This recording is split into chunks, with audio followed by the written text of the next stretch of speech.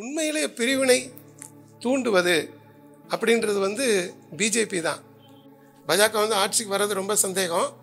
ஆட்சிக்கு வந்துட்டாங்கன்னா மாநிலங்களை பிரித்து யூனியன் பிரதேசனா மாற்றினா மக்களோட குரலை அங்கே எழுப்புறதுக்கு யாருமே இருக்க மாட்டாங்க.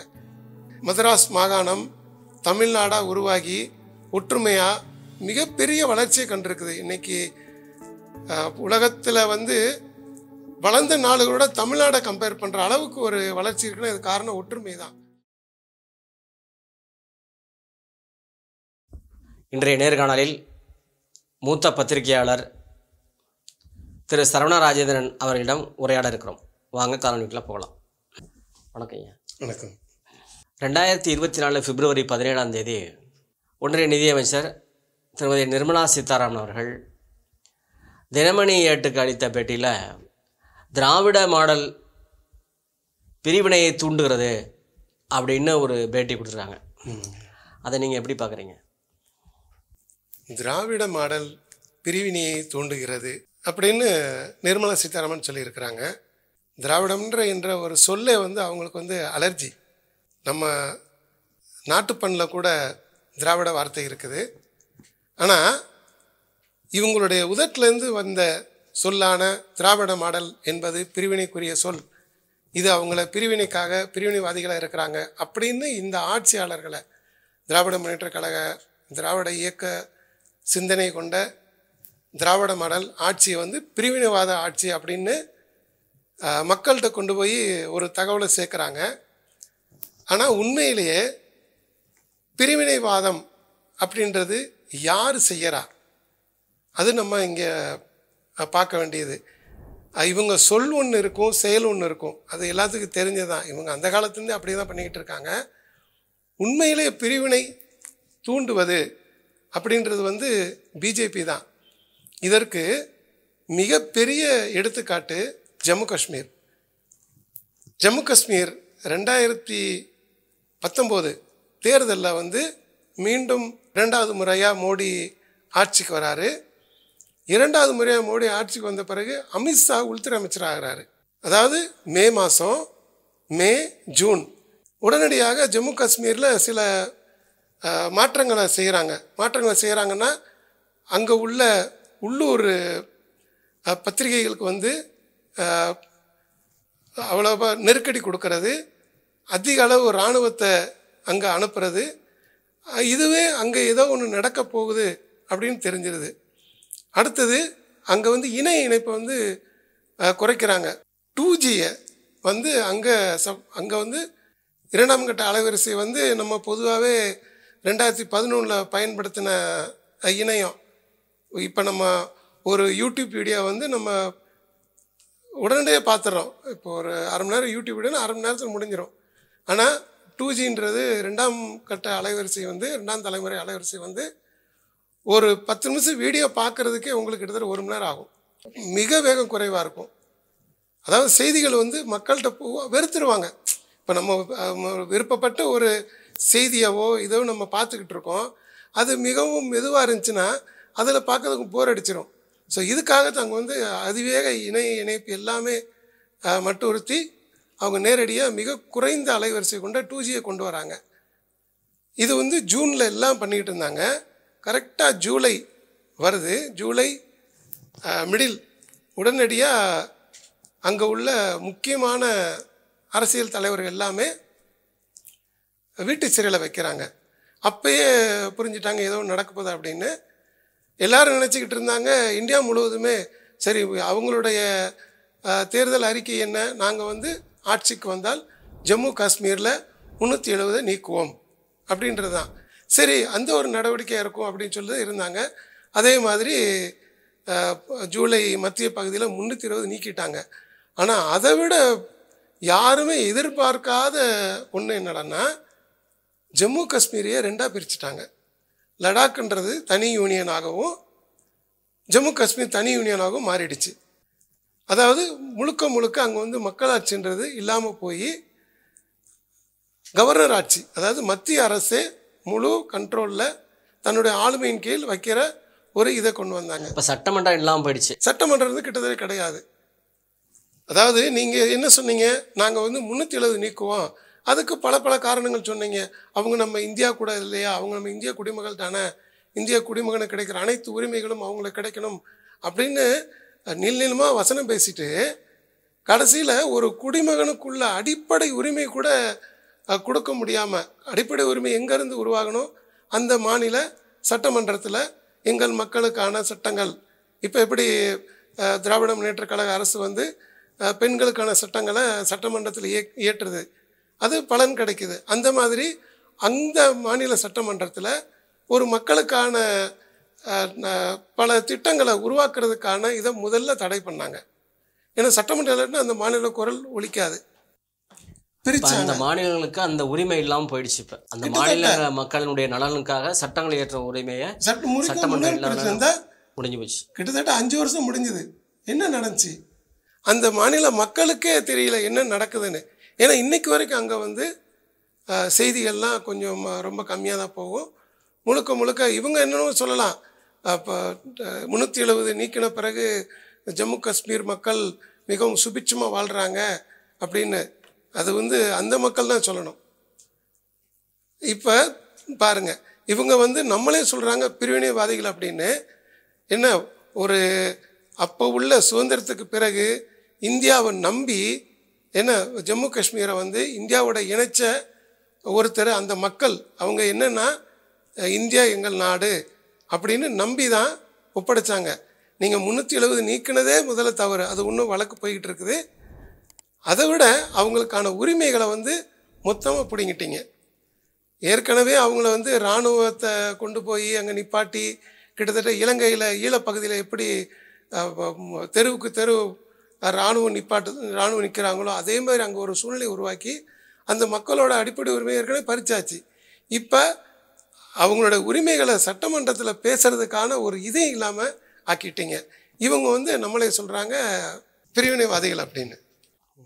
ஸோ இதான் உங்களுடைய பார்வை. 2022 ஜூலை 11 கோவை மாவட்ட பாஜக கூட்டம் நடந்திருக்கு. அந்த மாவட்ட தலைவர் ஜெகநாதன் தலைமை வச்சிருக்காரு. பாஜக மாநில துணைத் தலைவராக இருக்கக்கூடிய கனக சபாபதி முன்னிலை வச்சிருக்காரு. அந்த கூட்டத்தில் என்ன தீர்மானம் நிறைவேற்றிருக்காங்கன்னா, அந்த கொங்கு மண்டலத்தை தலைமையிடமாக கொண்டு அதை ஒரு கொங்கு மாநிலமாக ஆக்க வேண்டும், பிரிக்க வேண்டும் அப்படின்னு சொல்லி அந்த மாவட்ட பாஜக தீர்மானம் போட்டிருக்கு. அதை தொடர்ந்து இன்றைக்கு பிஜேபியில் இருக்கக்கூடிய சட்டமன்ற உறுப்பினராக இருக்கக்கூடிய தற்சமயம் நாடாளுமன்ற தேர்தலுக்கு போட்டியிடக்கூடிய திரு நயினார் நாகேந்திரன் அவர் என்ன பேசியிருக்காருன்னா, 2022 ஜூலை 5 தமிழ் இந்தியில் அந்த செய்தி வந்திருக்கு, தமிழ்நாட்டே 2ஆக பிரிக்க வேண்டும் அப்படின்னு சொல்லி பேசியிருக்கார் திரு நயினார் நாகேந்திரன். சட்டமன்ற உறுப்பினராக இருக்கார், இப்போ நாடாளுமன்றத்துக்கு போட்டியிடுகிறார். இது மட்டும் இல்லை, அதே ஆண்டு 2022 ஜூலை 11 திரு நயினார் நாகேந்திரன் என்ன பேசுகிறாருன்னா, மோடி நினைத்தால் தமிழ்நாட்டை 2ஆக பிரிச்சுடுவார், இதெல்லாம் ஒரு பெரிய விஷயமே கிடையாது அப்படின்னு பேசியிருக்கார். அப்போ இதில் அவங்க எவ்வளவு தீவிரமாக இருக்காங்க அப்படின்னு சொல்லி நம்ம அதை பார்க்க முடியுது. அதை ஒட்டி இன்றைக்கு பாஜகவோட வந்து பாமக கூட்டணி வைக்கிறாங்க. இந்த பாமக தலைவரும் உத்தரமேரூரில் நடந்த ஒரு மாநாட்டில் 2002 ஜூலையில் பாமகனுடைய நிறுவனர் டாக்டர் திரு ராமதாஸ் என்ன பேசுகிறாருன்னா, உத்தரமேரூரில் நடந்த ஒரு மாநாட்டில் தமிழ்நாட்டை 2ஆக பிரிக்க வேண்டும். இது எதை பார்த்தா வந்து சாதாரணமாக பேசுவதை போல இருக்கிறதா அல்லது திட்டமிட்டதா? இதை பற்றி உங்களுடைய பார்வை. இதுக்கு போகிறதுக்கு முன்னாடி இவங்களுடைய குழு வந்து ஆலோசனை செய்வாங்க. அது மிகவும் ரகசியமாக கூட இருக்கலாம். ஏன்னா இது வந்து போகிற போக்கில் பேசுகிற பேச்சு கிடையாது. ஒரு மாநிலத்தை பிரிக்கணும் அப்படின்றதெல்லாம் வந்து சும்மா ஒரு மேடைக்காக நாங்கள் ஒரு இன்ட்ரெஸ்ட்டு அது என்னது ஒரு மக்கள் ஈர்ப்பு அப்படின்னு சொல்கிறது மாதிரிலாம் நம்ம எடுத்துக்க முடியாது. எடுத்துக்காட்டுக்கு சில நாளைக்கு முன்னாடி ஆனந்த் ஹெக்டேன்ற ஒரு கர்நாடக எம்பி அவர் என்ன சொன்னார்னா, மிக முக்கியமாக நாங்கள் வந்து 400 இடங்கள் வெற்றி பெற்றால் இந்திய அரசியலமைப்பை மாற்றுவோம். மறைமுகமாக என்ன சொன்னோன்னா மனு தர்மத்தை கொண்டு வருவோம். அவர் போகிற போக்கில் சொல்லலை, நீங்கள் மோடி பேசுனதுக்கும், மோடி என்ன சொன்னாருன்னா, கரெக்டாக போன ஜனவரி, அதாவது ஜனவரியில் வந்து ராமர் கோயில் திறக்கிறாங்க. திறந்த பிறகு அவருடைய கான்ஃபிடன்ட் அதிகமாகுது. ராமர் கோயில் திறந்த பிறகு இந்துக்கள் பூரா ஓட்டு போடணும்னு சொல்லிட்டு.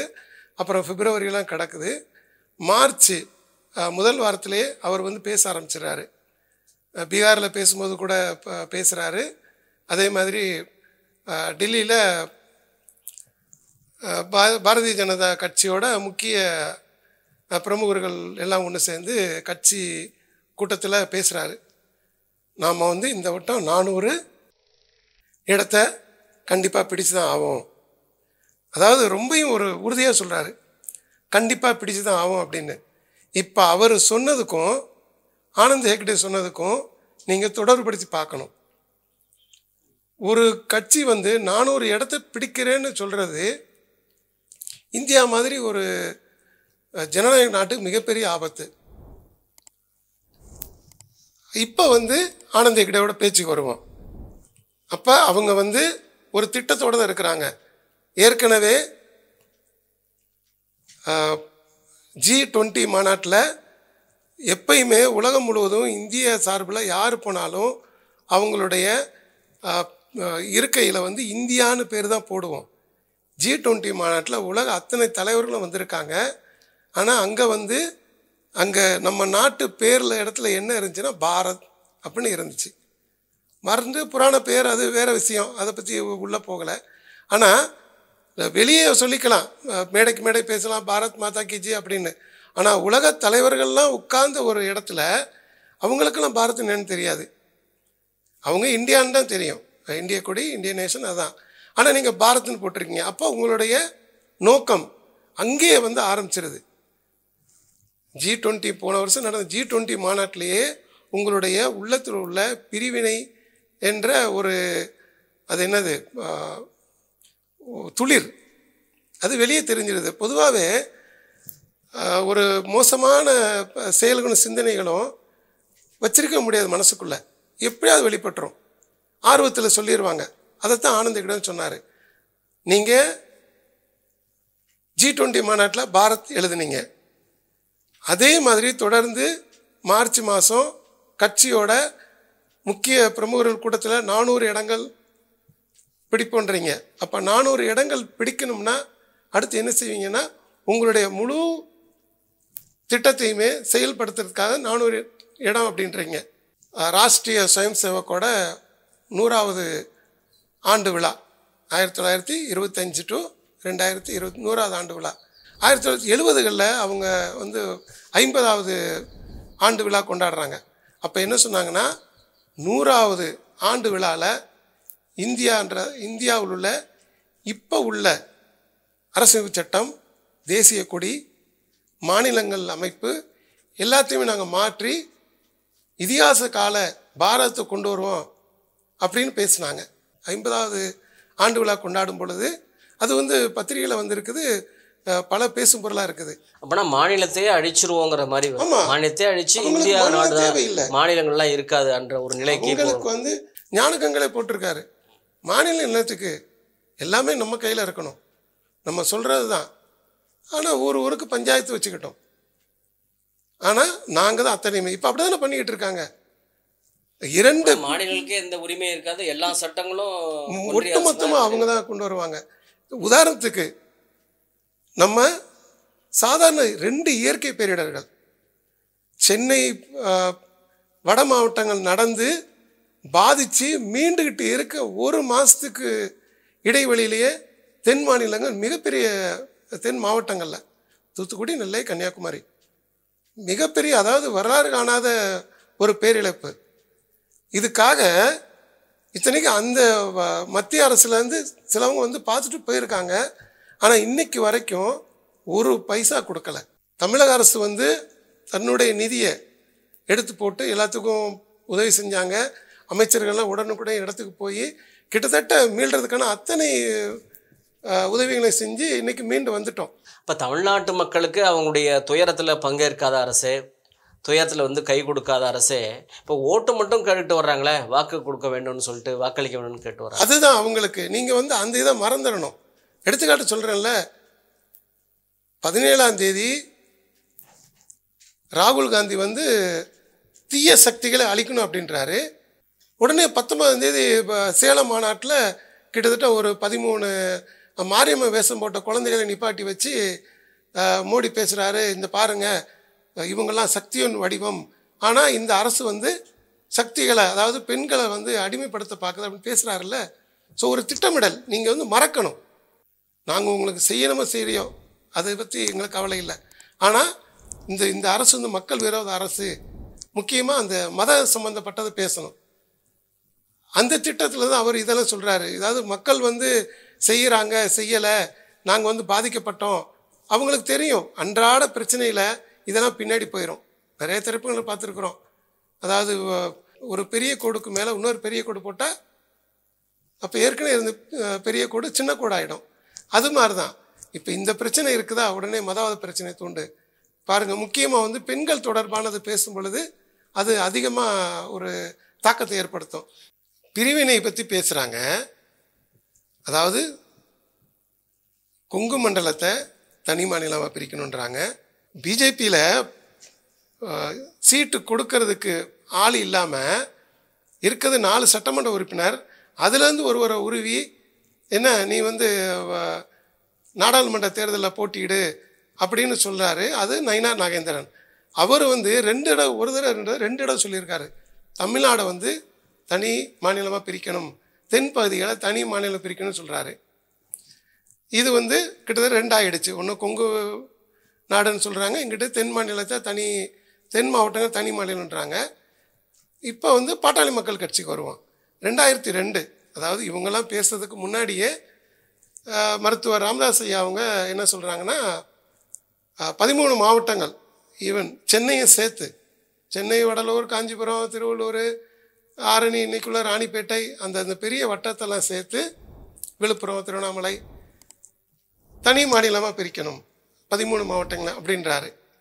அப்போ உங்களுக்கு இவங்க பேச்சிலே 3 ஆயிடுச்சு. தென் மாநிலம், கொங்குன்ற மேற்கு மாநிலம், வடக்கு மாநிலம். இப்போ என்ன மீதம் இருக்குது? டெல்டா, தஞ்சாவூரில் இருந்து தொண்டி, ராம்நாடு வரைக்கும், கடலூர்லேருந்து ராம்நாடு வரைக்கும். இப்போ முக்கியமான இவங்க ஏன் இதை மாநிலம் பிரிக்கிறாங்க? நான் முதல்ல சொன்ன மாதிரி தான், இது வந்து போகிற போக்கில் பேசுகிற பேச்சு கிடையாது. அதாவது முழுக்க ஒரு வணிகமயமான ஒரு அரசு, பெரும் வணிகருக்கு மட்டுமே இயங்கும் ஒரு அரசு எவ்வளோ பெரிய ஒரு துரோகத்தை செய்ய காத்திருக்குது அப்படின்றது இந்த பேச்சிலே தெரிய வருது. உதாரணத்துக்கு சொன்னேன்ல, ஜம்மு காஷ்மீர் 2ஆக பிரித்தாங்க அப்படின்னு. இவங்க 2ஆக பிரித்து என்ன செய்ய, அதனால என்ன லாபம் அப்படின்னு ஒரு கேள்வி எழுதலாம்ல. லடாக் பகுதியில் ஒரு 2 மாதத்துக்கு முன்னாடி கிட்டத்தட்ட 30,000 பேர் வந்து போராட்டம் நடத்தினாங்க. 1 இல்லை 2 இல்லை 30,000 பேர்.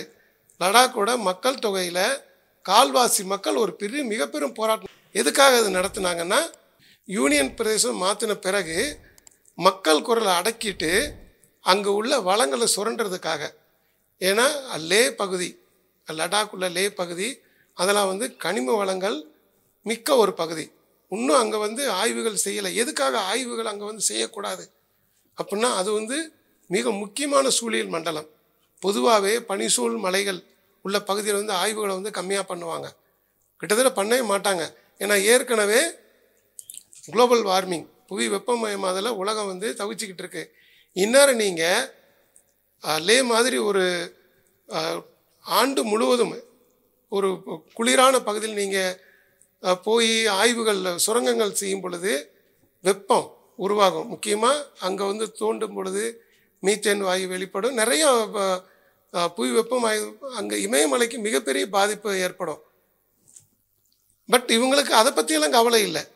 அவங்களுக்கு வேண்டியது வந்து நிலங்களை சுரண்டணும், வளங்களை சுரண்டி கார்பரேட் கொடுக்கணும். இதே ஒரு திட்டம்தான், மறைமுக திட்டம்தான் தமிழ்நாடை பிரிக்கிறதுல பின்னாடி இருக்குது.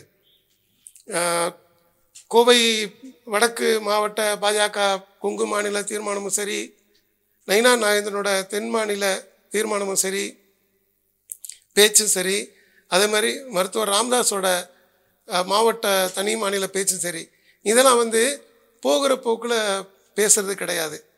ஏன்னா நீண்ட நெடுங்காலமாக இந்தியான்றது வந்து சுதந்திரம் ஆனதுக்கு பிறகு மதராஸ் மாகாணம் தமிழ்நாடாக உருவாகி ஒற்றுமையாக மிகப்பெரிய வளர்ச்சியை கண்டிருக்குது. இன்றைக்கி உலகத்தில் வந்து வளர்ந்த நாடுகளோட தமிழ்நாடை கம்பேர் பண்ணுற அளவுக்கு ஒரு வளர்ச்சி இருக்குன்னா இது காரணம் ஒற்றுமை தான். மக்களை வேறுபடுத்தி பிளவுபடுத்தி பிரிவினைக்கு உள்ளாக்கி இந்த மக்களை சுரண்ட வேண்டும். இது வந்து அவங்களுடைய ஹிடன் அஜெண்டாவாக இருக்கணும்னு நீங்கள் நினைக்கிறீங்களா? ஆமாம். எதுக்காக சுரண்ட? இப்போ கேள்வி வரலாம், சரி பிரிச்சுட்டு போகிறாங்க, நிர்வாகம் தானே. முக்கியமாக நம்ம சொல்ல வேண்டியது நிர்வாகம் தானே. இதே நிர்வாகம் தானே தான் நமக்கு மிகப்பெரிய எடுத்துக்காட்டாக ஜம்மு காஷ்மீர், லடாக் இருக்குது. இவங்க நாளைக்கு இவங்க சொன்ன மாதிரி ஆட்சிக்கு வந்த பிறகு, பாஜக வந்து ஆட்சிக்கு வர்றது ரொம்ப சந்தேகம், ஆட்சிக்கு வந்துட்டாங்கன்னா மாநிலங்களை பிரித்து யூனியன் பிரதேசனை மாற்றினா மக்களோட குரலை அங்கே எழுப்புறதுக்கு யாருமே இருக்க மாட்டாங்க. மீண்டும் எடுத்துக்காட்டு லடாக் சொல்லலாம். லடாக்கில் 4 சட்டமன்ற உறுப்பினர் இருந்தாங்க. இன்றைக்கி யூனியனாக ஆன பிறகு சட்டமன்ற உறுப்பினர்கள் யாருமே கிடையாது. ஆனால் அங்கே வந்து நடந்த கார்ப்பரேட் தேர்தலில், உள்ளாட்சி தேர்தலில் வந்து 15 பாஜக உறுப்பினர் ஜெயிச்சிருக்காங்க. அதை எப்படி ஜெயித்தாங்க அப்படின்னா, நம்ம சண்டிகர் தேர்தல் பார்த்தோம்ல, சண்டிகர் தேர்தலில் கேமரா இருந்ததுனால தெரிஞ்சுக்கிடுச்சு. ஆனால் அங்கே வந்து உள்ளாட்சி தேர்தலில் அவங்க எப்படி ஜெயிச்சாங்கன்றது பொதுவாக வெளியே தெரிஞ்சதுதான். முழுக்க முழுக்க எதிர்ப்பு தெரிவிக்க ஒட்டுமொத்த மக்களை எதிர்ப்பு தெரிவிக்கிறாங்க. அப்படி எதிர்ப்பு தெரிவித்த ஒரு பகுதியில் வந்து 15 பாஜக உறுப்பினர்கள், கார்ப்பரேட் உறுப்பினர்கள் தேர்ந்தெடுக்கப்படுகிறாங்கன்னு எப்படி நடந்ததுன்னு அது மக்களுக்கு வெளிச்சம். இப்போ தமிழ்நாட்டுக்கு வருவோம். இவங்க மாநிலமாக பிரிக்கிறாங்கன்னு பேசுகிறாங்க, ஆனால் நாளைக்கு இது யூனியனாக மாற்ற மாட்டாங்கன்றது என்ன உறுதி? சரி, எதுக்கு யூனியனாக மாற்றணும்? அதுக்கு முக்கியமான காரணம், தமிழ்நாடுன்றது நீங்கள் நியோஸ்டிக் யுகம்னு ஒன்று இருக்குது தெரியும். நம்ம ஒவ்வொரு யுகங்கள் வந்து நம்ம சொல்லுவோம். அறிவியல் யுகத்தை நான் சொல்கிறேன், இந்த புராண யுகம் கிடையாது, ஈராஸ்ன்னு சொல்லுவோம். தமிழில் வந்து காலங்கள் சொல்லுவோம், ஒவ்வொரு காலங்கள். இதில் 70 கோடி ஆண்டுகளுக்கு முன்னாலே, அதாவது இந்த ஜுராசிக் யுகத்துக்கும் முன்னாடி உள்ள யுகத்தில் இருந்தே தமிழ்நாடு வந்து மடாஸ்கர் ஆப்பிரிக்காவிலேருந்து கொஞ்சம் கொஞ்சமாக பிரிஞ்சு, தமிழ்நாடு மட்டும் இல்லை இந்திய துணைக்கண்டம் முழுவதுமே கொஞ்சம் கொஞ்சமாக பிரிஞ்சு வருது. அப்படி வரும் பொழுது கடலில் பயணம் கிட்டத்தட்ட கோடிக்கணக்கான ஆண்டுகள் மெல்ல மெல்ல இந்த முழு இந்திய கண்டமே நகர்ந்து வருது. அப்படி நகர மண்ணில் உள்ள அத்தனை வளங்களையும் நிலப்பகுதி வந்து தன்னுடைய மடியில் சேர்த்துக்கிட்டே வருது. அந்த இது நகரும் பொழுது கனிம வளங்கள் அத்தனையுமே தென் தமிழ்நாட்டோட மடியில், முக்கியமாக நம்ம தக்கான பீடபூமி கீழே உள்ள பகுதியில் அரிச்சிக்கிட்டே வருது. அப்போ முழு வளங்கள் இன்றைக்கி நம்ம சொல்கிறோம், மிக தூய்மையான இரும்பு தாது வந்து சேலத்தில் கிடைக்கிது. காரணம் இதுதான். கோடிக்கணக்கான ஆண்டுகள் வந்து இரும்பு தாதுவை சேகரித்து வச்சிருக்குது. இன்றைக்கி சேலத்தில் உள்ள சேலப்பகுதியில் உள்ள இரும்பு தாது மட்டும் இன்னும் 2000 ஆண்டுகளுக்கான தேவையான இரும்பு தாது வந்து கொடுக்குற ஒரு பகுதி. அதே மாதிரி தான் டெல்டா மாவட்டங்களில் வந்து நான் சொன்ன மாதிரி ஆறுகள் தோன்றி, அதாவது மேற்கு தொடர்ச்சி மலையிலிருந்து ஆறுகள் என்னைக்கு தோன்றி, காவிரியும் சரி மற்ற ஆறுகளும் சரி தோன்றி வங்க விரிகுடாவில் கலக்க ஆரம்பித்ததோ அன்னையிலிருந்து அடிச்சுட்டு வந்த பல தாவரங்கள், பலவித கனிமங்களை வந்து மண்ணுக்குள்ளே கொஞ்சம் கொஞ்சமாக புதைச்சி அதை வந்து கனிம வளங்களாக மாற்றி வச்சுருக்குது. நம்ம நினைக்கிறோம் விலை உயர்ந்த பொருள்கள்னால் வைரமும் தங்கமும் நினைக்கிறோம். ஆனால் அதை விட மிக விலை உயர்ந்தது வந்து எரிபொருள். நீங்கள் தங்கத்தையும் வைரத்தையும் வந்து ஒரு குறிப்பிட்ட பணக்காரங்க மட்டும் தான் வாங்குவாங்க, ஏழைகள் வாங்க மாட்டாங்க. இன்றைக்கி எரிவாயு வந்து எல்லாருமே பயன்படுத்துகிறோம். ஸோ அந்த ஒரு காரணம்தான் அவங்களுக்கு டெல்டா மாவட்டங்களில் வந்து இயற்கை எரிவாயுவை எடுக்கிறதுக்காக பல முயற்சி செஞ்சுக்கிட்டு இருக்காங்க. ஆனால் அதுக்கு தமிழ்நாடு அரசு முழுமையாக தடை போட்டிருக்குது. இவ்வளவு போராட்டத்தையும் மீறி கிட்டத்தட்ட ஒரு 5 பெரு நிறுவனங்களுக்கு வந்து டெல்டா மாவட்டத்தை குத்தகைக்கு விட்டுருக்குறாங்க. கிட்டத்தட்ட போராட்டம் நடந்துக்கிட்டு இருக்குது. 2017-18 வந்து கரியாமங்கலம் பகுதியிலலாம் நல்லா போராட்டம் நடந்துக்கிட்டுச்சு. அப்படி நடந்துக்கிட்டு இருக்கும் பொழுதே இந்த போராட்டத்தை வந்து கிஞ்சித்தும் மதிக்காமல் கூறு போட்டு இந்த சந்தைகளை வந்து கூறு போட்டு விற்பாங்க பாருங்கள். அந்த மாதிரி வந்து இந்த கூரை நீ வச்சுக்கோ, இந்த கூரை நீ வச்சுக்கோ அப்படின்னு சொல்லி டெல்டா மாவட்டங்களை கூறு போட்டு விற்றுருக்காங்க. இந்த அரசு வந்த பிறகு முழுமையாக அது தடை பண்ணியிருக்குது. ஸோ இந்த தடை பண்ணதுனால அவங்களுக்கு வந்து கார்ப்பரேட்டுகள் நெருக்கடி கொடுக்குறாங்க. ஸோ இந்த நெருக்கடியிலிருந்து அவங்க மீண்டும் டெல்டா மாவட்டங்களை வந்து கார்ப்பரேட்ட ஒப்படைக்கணும். அந்த ஒரு அது என்ன சொல்லுவாங்க, நான் சொல்ல என்னுடைய வார்த்தையில் வெறின்னே சொல்லுவேன். ஒரு வெறி.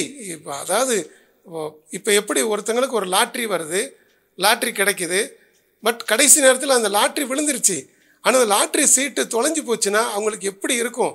அந்த ஒரு மனநிலையில் தான் இப்போ ஒன்றிய அரசு இருக்குது. ஒன்றிய அரசுனா மோடி, அவங்க கார்ப்பரேட் இருக்காங்க. ஏன்னா ஒரு பல்லாயிரம் கோடிக்கணக்கான செல்வ வளங்கள் உள்ள ஒரு பூமியை ஒரு அரசு வந்து, மாநில அரசு வந்து முடியாது, நாங்கள் அதை தோண்ட விட மாட்டோம், எங்கள் மக்களுக்கான இது அங்கே விவசாயம் மட்டும் நடக்கணும் அப்படின்னு சொன்னால் அவனுக்கு எவ்வளோ ஒரு வெறி இருக்கும்.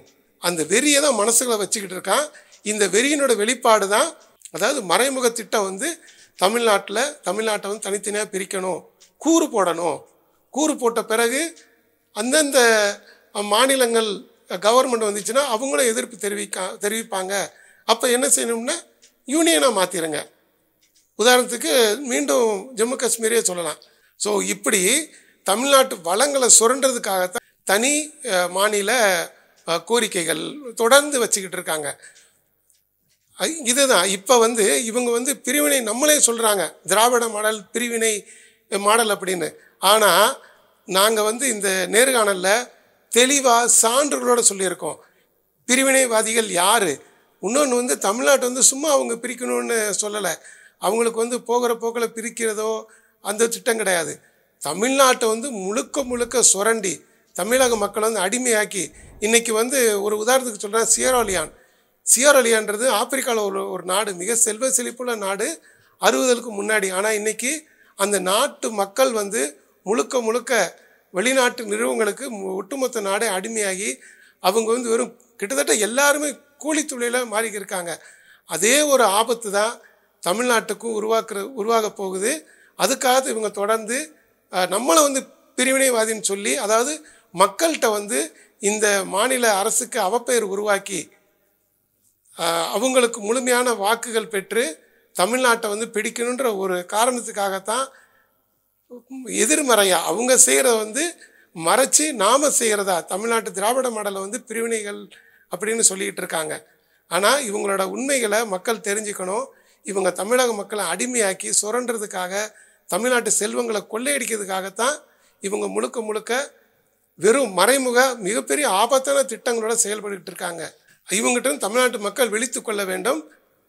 அது மட்டும் இல்லாமல் மற்ற மாநிலங்களும் இந்த மாதிரி பாதிப்புலேருந்து மீள்றதுக்கு இந்தியா கூட்டணி ஆட்சிக்கு வரணும்.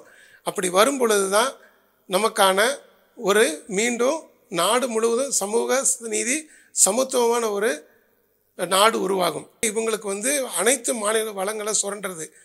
அதனால் தமிழ்நாட்டுக்கு மட்டும் இல்லை, மற்ற எல்லா மாநிலங்களையுமே பாஜக தோல்வியுற்று இந்தியா கூட்டணி ஆட்சி அமைக்கும் பொழுது தான் நாடு மீண்டும் ஒரு சுதந்திர நாடாக, வளர்ச்சியடைந்த நாடாக, சமூக நீதி சமத்துவ நாடாக உருவாக முடியும் என்பது என்னுடைய கருத்து.